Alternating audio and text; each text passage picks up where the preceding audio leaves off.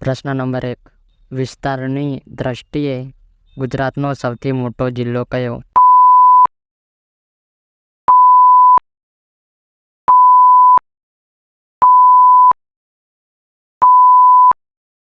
કચ્છ. પ્રશ્ન નંબર 2.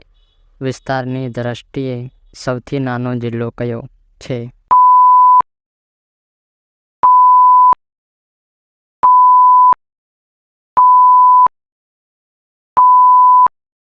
ડાંગ.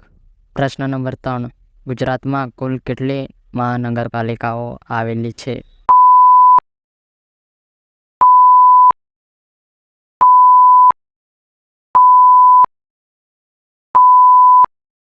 આઠ. પ્રશ્ન નંબર 4. ગુજરાતમાં સૌથી મોટો પુલ કયો છે?